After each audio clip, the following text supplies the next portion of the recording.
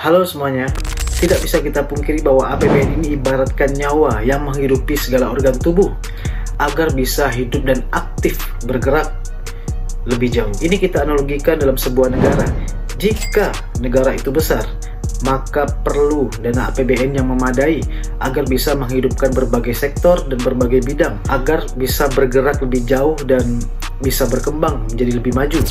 Dari tahun ke tahun, APBN ini mengalami inflasi atau mengalami kenaikan ya. Ini juga memungkinkan jika kenaikan APBN maka juga akan terjadi kemungkinan kenaikan pajak, karena pajak ini merupakan sumber terbesar dalam sebuah negara. Bayangkan, pendapatan negara terbesar yaitu bersumber dari pajak, yaitu sebesar 80%. Pada bulan Oktober kemarin ya, negara itu bisa meraup pendapatan itu berkisar 2.246 triliun. Itu bisa bersumber dari pajak ya, yang merupakan sumbangsi terbesar dari pendapatan negara itu. Kemudian ada lagi penerimaan negara yang bukan pajak, seperti halnya hasil migas, hasil pertambangan ya, pembuatan SIM, penjualan hasil lelang barang dari hasil tindak pidana korupsi. Kemudian pendapatan negara itu bersumber dari dana hibah. Dan yang terakhir itu ongkos biaya ekspor dan impor yang dikenakan tarif ya oleh bea cukai. Nah, ini adalah sumber pendapatan negara yang mendongkrak kenaikan dari APBN itu sendiri. Jika keempat-empatnya tidak bergerak, justru ya APBN itu kemungkinan akan tidak mengalami kenaikan. Maka dari itu ya pemerintah hanya mengandalkan dari sisi pajak itu sendiri. Apalagi di tahun 2025 ini akan dikenai ya PPN sebesar 12%, tetapi khusus untuk barang mewah. Nah, jadi hati-hati. Yang mempunyai barang mewah ya, seperti mobil, seperti jam tangan dan lain sebagainya, itu akan dikenai pajak.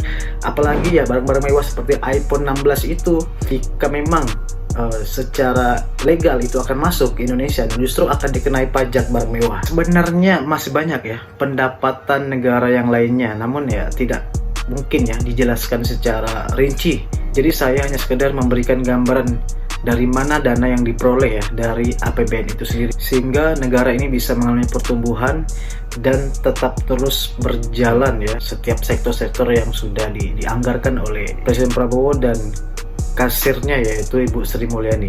APBN ini digelontorkan ke berbagai bidang yang menjadi perhatian khusus oleh Presiden Prabowo bersama kasirnya yaitu Ibu Sri Mulyani, yang dimana yang menjadi perhatian utama dari Presiden Prabowo itu adalah bidang pendidikan itu. Kemudian yang kedua itu adalah perlindungan sosial yang sebesar kurang lebih 500 triliun ya, itu menjadi perhatian. Kemudian ada lagi infrastruktur yang berkisar 400 triliun. Kemudian perlindungan hukum dan HAM, ada lagi kesehatan yang menempati urutan kelima. Nah, ini adalah beberapa bidang yang menjadi perhatian khusus oleh Presiden Prabowo itu sendiri. Namun ada juga bidang yang lain yang tidak bisa saya jelaskan. Nah, tetapi itu adalah prioritas utama agar dari beberapa bidang ini berpengaruh ya dalam kesejahteraan masyarakat itu sendiri, agar tergerak ya dan bertumbuh ekonominya. Kenapa? Ekonomi ini kan sekarang ini sedang mengalami inflasi ya.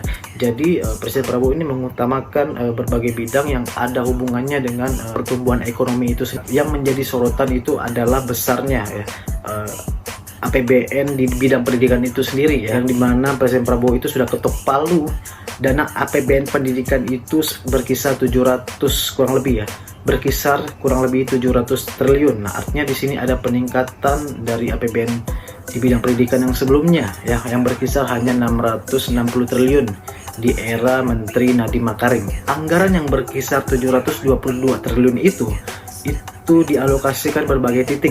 Prioritas Presiden Prabowo itu adalah peningkatan kualitas pendidikan, yang dimana 81 triliun itu untuk kesejahteraan guru ya, untuk meningkatkan tunjangan sertifikasi mereka. Apalagi kemarin kan Presiden Prabowo itu sudah berpidato akan ada kenaikan sebesar 500.000 untuk tunjangan profesi bagi guru yang belum berstatus PNS atau ASN. Kemudian untuk yang sudah sertifikasi itu akan mendapatkan 1 kali gaji pokok ya, walaupun itu memang sudah ada di aturan-aturan presiden sebelumnya. Nah, tetapi ini ada upaya untuk mendorong kesejahteraan guru itu, walaupun belum semuanya ya yang akan merasakan kesejahteraan di tahun 2025, karena kuota PPG itu hanya disediakan 800.000. Jadi artinya masih ada kurang lebih 1.600.000-an guru yang belum merasakan kesejahteraan seperti guru yang sudah tersertifikasi. Jadi tinggal menunggu gilirannya terpanggil ya, agar bisa mendapatkan kehidupan yang lebih layak, kehidupan yang lebih sejahtera, agar lebih bersemangat ketika memberikan pembelajaran kepada peserta didik. Kemudian 71 triliun itu untuk peningkatan gizi, yang dimana dalam kampanyenya beliau berjanji ya akan ada program makan gratis bagi siswa-siswa di sekolah. Nah, kemarin kan saya sudah mendengar apa yang disampaikan oleh beliau pada pidatonya. Beliau menetapkan berkisar Rp10.000 untuk siswa baik dari tingkat SD, SMP maupun SMA. Nah, ini kita tidak tahu apakah kebijakan dalam makan gratis ini sepenuhnya akan dikendalikan oleh sekolah. Justru ya dengan adanya makan gratis ini ya yang dikhawatirkan itu akan membuka celah ya untuk terjadinya praktek kecurangan ataupun terjadi praktek korupsi. Nah, semoga program makan gratis ini digunakan sebaik-baiknya ya, karena apa? Ini kan juga akan meningkatkan gizi dalam makanan itu sendiri ya.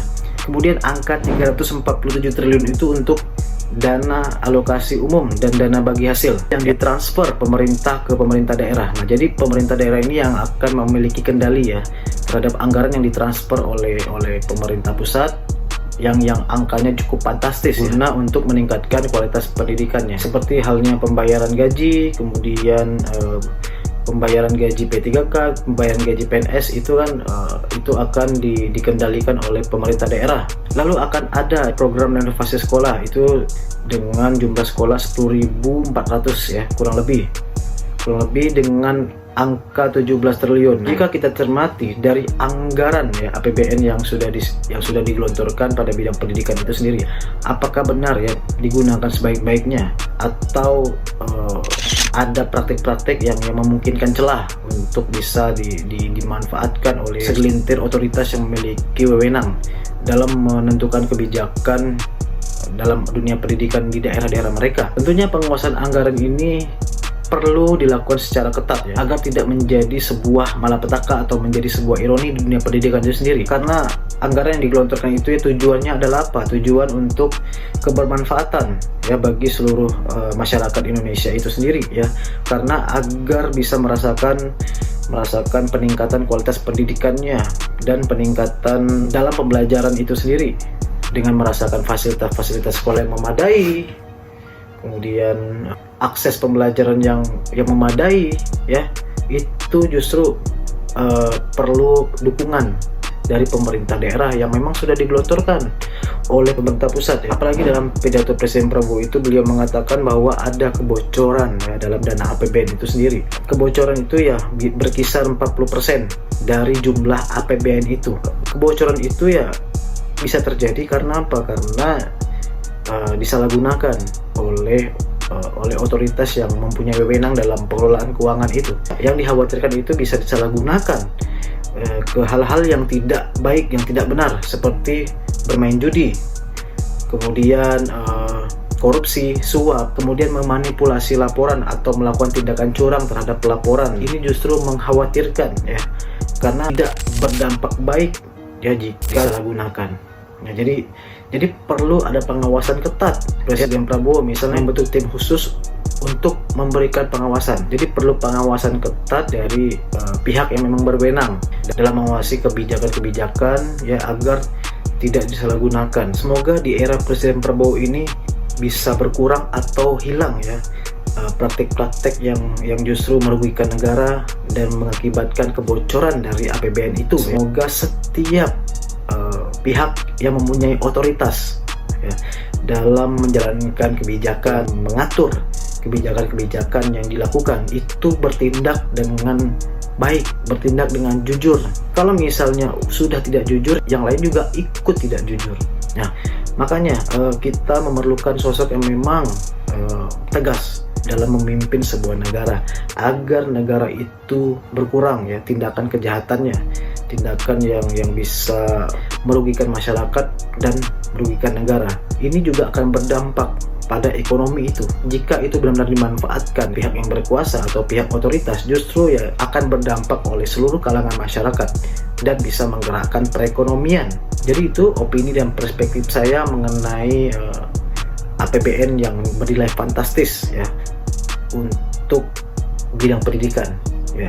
Semoga anggaran pendidikan yang besar ini ya bisa dimanfaatkan sebaik-baiknya dan bermanfaat untuk seluruh masyarakat, baik di daerah, baik di pelosok desa, dan benar-benar merasakan perubahan dalam kualitas dunia pendidikan itu sendiri. Oke, sampai jumpa, kita bertemu pada edisi-edisi video berikutnya.